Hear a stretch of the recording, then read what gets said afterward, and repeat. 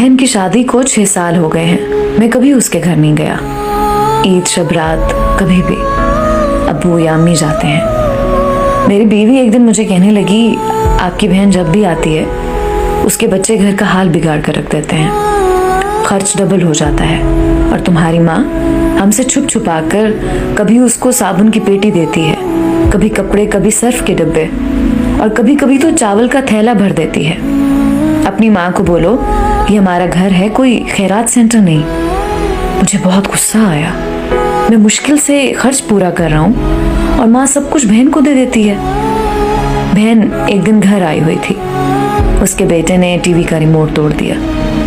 मैं माँ से गुस्से में कह रहा था, माँ बहन को बोलो यहाँ ईद पे आया करे बस, और ये जो आप साबुन, सर्फ और चावल का थैला भर कर देती है ना, इसको बंद करें सब। माँ चुप रही, लेकिन बहन ने सारी बातें सुन ली थी।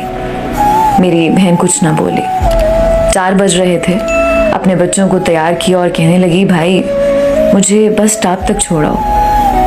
मैंने झूठे मुंह कहा, रह लेती कुछ दिन, लेकिन वो मुस्कुराई, नहीं भाई, बच्चों की छुट्टियां खत्म होने वाली हैं। फिर जब हम दोनों भाइयों में ज़मीन का बंटवारा हो रहा था तो मैंने साफ इनकार किया, भाई मैं अपनी ज़मीन से बहन को हिस्सा नहीं दूंगा। बहन सामने बैठी थी, वो खामोश थी, कुछ ना बोली।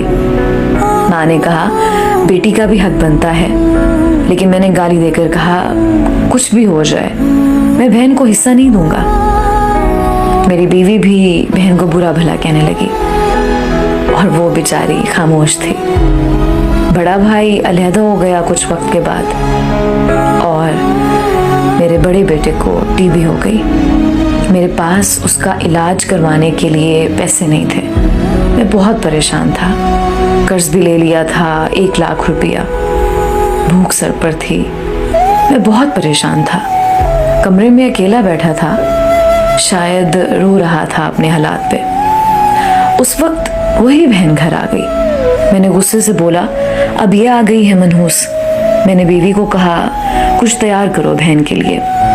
बीवी मेरे पास आई, कोई ज़रूरत नहीं गोश्त या बिरयानी पकाने की इसके लिए। फिर 1 घंटे बाद वो मेरे पास आई। भाई परेशान हो? बहन ने मेरे सर पे हाथ फेरा, बड़ी बहन हूँ तुम्हारी, गोद में खेलते रहे हो, अब देखो मुझसे भी बड़े लगते हो। फिर मेरे करीब हुई, अपने पर्स से सोने के कंगन निकाले, मेरे हाथ में रखे, आहिस्ता से बोली, पागल तू ऐਵੇਂ ही परेशान होता है। बच्चे स्कूल थे, मैंने सोचा दौड़ते दौड़ते भाई से मिलाऊं। ये कंगन बेचकर अपना खर्च कर, बेटे का इलाज करवा, शक्ल तो देख, जरा क्या हालत बना रखी है तूने अपनी। मैं खामोश था, बहन की तरफ देखे जा रहा था। वो आहिस्ता से बोली, किसी को ना बताना कंगन के बारे में, तुमको मेरी कसम है। मेरे माथे पे बूसा किया और 1000 रुपया मुझे दे दिया, जो 150 के नोट थे। शायद वो उसकी जमा पूंजी थी। मेरी जेब में डालकर बोली, बच्चों को गोश्त ला देना, परेशान ना हुआ कर। जल्दी से अपना हाथ मेरे सर पे रखा और कहा कि देख कैसे तेरे बाल सफेद हो गए। वो जल्दी से जाने लगी। उसके पैरों की तरफ मैंने देखा तो टूटी हुई जूती पहनी थी, पुराना सा दुपट्टा ओढ़ा हुआ था और जब भी आती थी वही दुपट्टा ओढ़ कर आती। बहन की इस मोहब्बत में मर गया था मैं।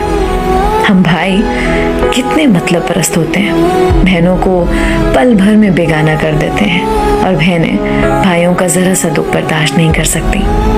वो हाथ में कंगन पकड़े जोर जोर से रो रहा था। उसके साथ मेरी आंखें भी नम थीं। अपने घर में खुदा जाने कितने दुख सह रही होती हैं। कुछ लम्हे बहनों के पास बैठकर हाल चाल पूछ लिया करें, शायद उनके चेहरे पे कुछ लम्हों के लिए एक सुकून सा आ जाए। बहनें माँ का रूप होती हैं।